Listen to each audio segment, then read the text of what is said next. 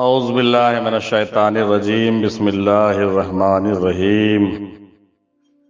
کل کے سوالات میں 3 سوال بہت خاص رہے جن کا جوابات دینا ضروری تھا، جس کے جوابات آپ تمام حضرات نے اپنے طریقے سے بہت عمدہ دیا ہے میرے بھائی۔ پہلا سوال تھا کہ کعبہ کا غلاف کا رنگ سیاہ یعنی کالا کیوں ہے؟ تو آپ تمامی بھائیوں نے بہت غور سے سنا اور سمجھا، اس کے تاریخی حوالے سے بہت سارے بزرگوں نے پیش کیا ان باتوں کو کہ بھائی وہ جو ہے بہت پہلے سے تھا، اور پہلے دوسرے رنگ کے بھی غلاف اس پر چڑھائے جاتے تھے، لیکن دھیرے دھیرے جو ہے اس میں تبدیلیاں آئیں اور آخر کار یہ ہوا کہ اس کا رنگ جو ہے سیاہ چڑھانا شروع کر دیا گیا۔ اور اس کے پیچھے بہت ساری باتیں بھی ہیں، بہت سارے راز بھی ہوتے ہیں، اس لیے کہ جو بھی رنگ کا جو چناؤ ہوتا ہے یا رنگ کا جو انتخاب کیا جاتا ہے، تو بعض اوقات تو حالات ایسے ہوتے ہیں کہ ہم لوگ اس کو چن لیتے ہیں، لیکن بعض اوقات زیادہ تر ایسے ہوتے ہیں کہ قدرت و حکمت اور مصلحت کے ذریعے اللہ تبارک تعالیٰ وہ خود چاہتا ہے کہ یہ رنگ اس پر رہے۔ چنانچہ یہی ہوا، آخرکار تمام رنگوں کے تھے وہ چڑھانے کے بعد آخر میں جو ہے کعبہ پر جو ہے سیاہ رنگ کا ہی کپڑا جو ہے غلاف چڑھایا جانے لگا۔ یہ بھی ایک بہت بڑی حکمت کی بات ہے اور اللہ کی مرضی اس میں چھپی ہوئی ہے۔ تمام باتیں تو ہو چکی ہیں، میں زیادہ تو کچھ نہیں، بس ایک بات اس میں جوڑنا چاہوں گا کہ جناب محترم آپ غور فرمائیے کہ کعبہ شریف جو ہے یوں تو پہلے سے ہے، لیکن حضرت ابراہیم علیہ السلام اور اسماعیل علیہ السلام نے مل کر کے اس کی تعمیر کی ہے۔ تو میں سمجھتا ہوں کہ یہ جس پیغمبر کی بات ہے، جو پیغمبر جو ہے اس کی تعمیر کے لیے آگے آئے، یا کہیے کہ سارا معاملات جو ہے ان سے جڑا ہوا رہا، شروع سے وہاں پہ جو ہے بی بی ہاجرہ اور حضرت اسماعیل اور چشمہ جو ہے زمزم کا مسئلہ جو تھا، آپ نے سنا سمجھا، سارا تاریخ ہے اس کی۔ تو حضرت اسماعیل اور ابراہیم کا واقعہ جو ہے وہ کعبہ شریف سے بالکل منسلک اور متعلق ہے، اس پر آپ غور فرمائیے۔ خاص طور سے آپ غور فرمائیے گا، مقام ابراہیمی بھی جو ہے کعبہ شریف کے ہی آس پاس میں ہے۔ اس سے صاف پتہ چلتا ہے کہ کعبہ شریف اللہ کا گھر تو ضرور ہے، لیکن یہ حضرت ابراہیم علیہ السلام کا خاص مقام بھی ہے۔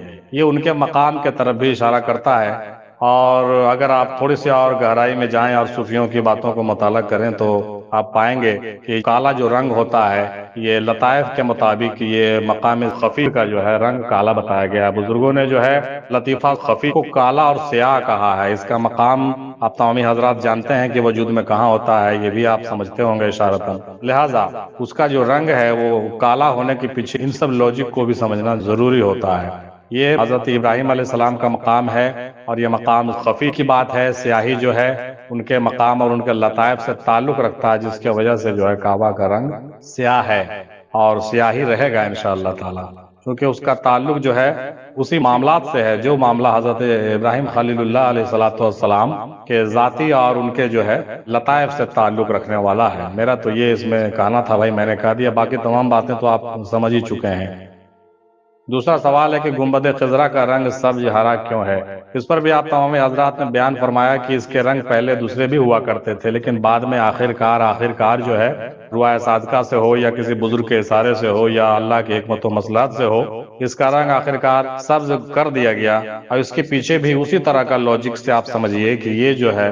سبزہ جو رنگ ہے، یہ بھی رسول پاک صلی اللہ تعالی علیہ وسلم اور اہل بیت اطہار کے خاص لطیفے کا رنگ ہے جو اخفا ہے، اور اخفا کا رنگ بزرگوں نے سبز رکھا ہے، اور یہ ہریالی اور رحمت کی علامت ہے۔ یہ جو ہے بالکل ٹھنڈک اور جمالیت کی علامت ہے۔ بالکل آپ تمامی حضرات نے صحیح فرمایا، لہٰذا میں بھی اس بات کو مانتا ہوں اور آپ کو یہ بتانے کی کوشش کرتا ہوں کہ یہ رنگ جو بدلے جاتے ہیں، یہ جو رنگ ہوتے ہیں، یہ ایسا ہی نہیں ہوتے ہیں، بلکہ اس کا تعلق روحانیت اور نورانیت سے ہوتا ہے۔ لہٰذا گنبد خضرا کا رنگ وہی ہے جو رسول پاک صلی اللہ تعالی علیہ وسلم کے لطیفے کا اصل رنگ ہے، جو سب سے اونچا اور سب سے بلند مانا گیا ہے۔ سبزہ زاری ہے، ہریالی ہے، اور بالکل رحمت کی علامت ہے، ٹھنڈک کی علامت ہے۔ اور یہاں پر میں ایک بات آخر میں یہ بھی کہہ دینا چاہتا ہوں کہ کسی بزرگ کا میں نے یہ کلام پڑھا تھا، اس میں انہوں نے لکھا تھا کہ سبزہ جو رنگ ہے وہ سب سے بلند اور سب سے اونچا ہے، اس کا معاملہ جو ہے بہت ہائر ہوتا ہے، اور اس سے بہتر کوئی رنگ نہیں ہوتا ہے۔ ہمارے دادا حضور شیخ افضل بن مندی رحمۃ اللہ علیہ فرماتے ہیں کہ سبز رنگ سے بہتر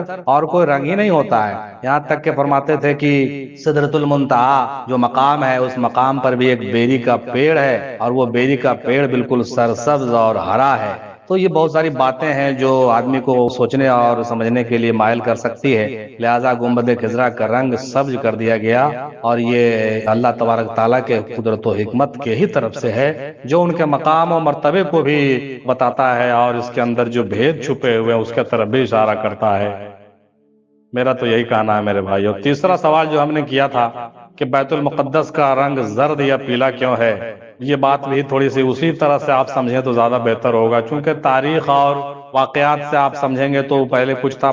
کچھ لوگوں نے کہا کہ یہ رنگ اب نہیں تھا، بعد میں ہوا، کچھ لوگوں نے کہا کہ نہیں آج بھی نہیں ہے اس رنگ کا۔ بہرحال لیکن بیت المقدس کا رنگ میں نے جب بھی دیکھا ہے اخبارات میں تو میں نے جو ہے اس کا رنگ زرد ہی دیکھا ہے، پیلا مائل دیکھا ہے۔ اس کے پیچھے بھی آپ اگر میری بات سے بتانے سہمت ہیں کہ نہیں، اس کے پیچھے بھی لاجک وہی ہے، لطیفے کا تعلق بھی یہاں ہے میرے بھائی، کہ حضرت داؤد، حضرت سلیمان علیہ السلام اور کہیے کہ وہ جو تمام پیغمبران ہوئے، حضرت مریم اور حضرت عیسیٰ تک جو بھی پیغمبر ہوئے، خاص طور سے جن کا تعلق زیادہ جو ہے بیت المقدس سے رہا ہے، ان کے لطائف کا رنگ جو ہے زرد ہی تھا۔ ان لوگوں کا جو مقامات تھے وہ لوگ قلبی اور روحی مقامات پر فائز تھے، سری مقام پہ فائز تھے، جس کی وجہ سے جو ہے آج بھی اس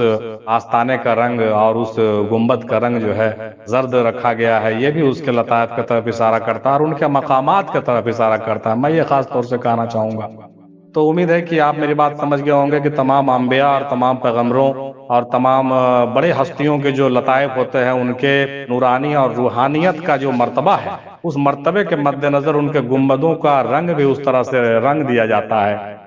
اور آخر میں چلیے اس میں ہم اور جوڑ دیتے ہیں، مولا علی کا گنبد کو آپ جب دیکھیں گے ان کا بھی رنگ کو آپ سمجھیے اور پہچانیے تو آپ کو پتا چلے گا کہ وہ کس طرف مائل ہے، وہ کیا کہہ رہا ہے۔ اسی طرح سے کربلا کا بھی آپ دیکھیے جا کر کے، کربلا معلیٰ کا رنگ بھی دیکھیے تو اسی طرح سے آپ کو زرد دکھے گا۔ یہ ان کی قربانیوں کی علامت ہوتی ہے اور ان کے بھی لطائف سے تعلقات اس میں ہوتا ہے کچھ نہ کچھ۔ تو ہم زیادہ تو نہیں اس میں کچھ کہہ سکیں گے بھائی، لیکن اتنا ضرور سمجھنا چاہیے کہ یہ جو رنگیں ہوتی ہیں اس کے پیچھے لاجک ہوتا ہے اور اس کے پیچھے بھید ہوتا ہے۔ ہم تمامی حضرات کو چاہیے کہ ان تمام باتوں پر غور خوض کریں اور حقیقتوں کو سمجھنے کی کوشش کریں، اور ہمارے جو ہے قلوب روشن ہو اور ان باریک پوائنٹ کو جو ہے ہمارے اندر اس کی سمجھ آ جائے۔ انہیں دعاؤں کے ساتھ میں آج آپ کی اپنی بات کو ختم کرتا ہوں۔ وآخر دعوانا الحمدللہ رب العالمین برحمتک یا ارحم الراحمین بحق لا الہ الا اللہ محمد الرسول اللہ صلی اللہ تعالی علیہ وسلم۔